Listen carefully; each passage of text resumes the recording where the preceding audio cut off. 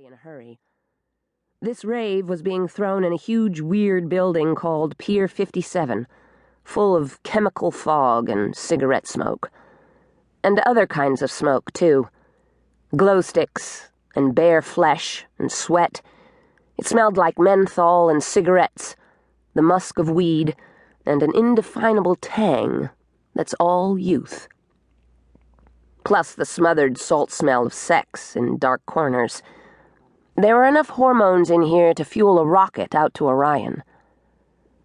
I raised my arms when the crowd around me did, colored lights flashing. It was a migraine attack of red, blue, orange, yellow, except for when they got fancy at certain points and made it all blue and green, or all orange and yellow. The music would crest.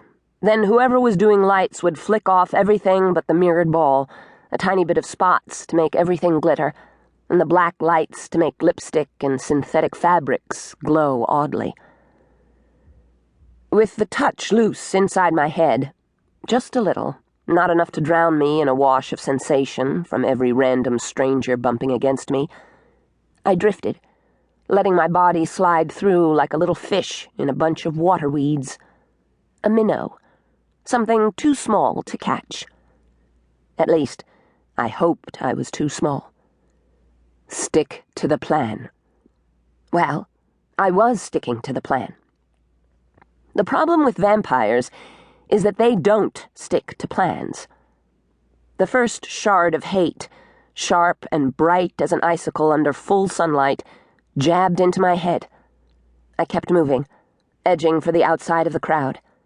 If I timed it right, the wheeling movement of the dancers, because if you watch a time-lapse of dancing crowd, they do always go in a wagon wheel, would take me right to the best exit Christoph had shown me on the layouts, his arm warm and comforting over my shoulders, and his voice just a murmur in my ear. "Don't worry. You're fast enough and trained enough, or I wouldn't send you in." The thought made me flush all over. The healed fang marks on my left wrist tingled slightly. At least he'd let me do something, not like some of the others on the council. Hero was having kittens about me being involved in an actual operation. Bruce just got that look, the one that said I was too young and too irresponsible and too precious, and the hope of the Order. It made me want to punch something. If tonight went south, I might even get to. The taste of rotting, waxen oranges slid across my tongue, paying no attention to the fact that I was chewing on a wad of spearmint gum. Gran called it an aura. An aura. I was calling it danger candy nowadays. I always felt like spitting it out, but spitting would only make it worse. Plus, spitting on a dance floor is damn rude. I was raised better. I slipped my hand into the tiny net purse hanging at my side. Natalie said it ruined the line of the dress. But I had to have some place to stash lip gloss, and the little thing I pulled out now, reaching up as if to brush a stray brown curl back and fitting it over my ear. It looked like a wireless headset for a cell phone, a sleek silver one. I pressed the button and let some of the curls hanging from my updo fall over it. Noise-canceling earphones are a blessing. I just wished he'd given me 2 of them. Or earplugs. Earplugs would have been just Jim Dandy. "We read you, Drew."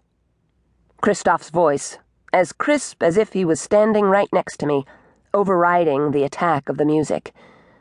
Now it was some retro whitewashing of an 80s song about a girl named Eileen and how she needed to come on, over thunking, thudding bass.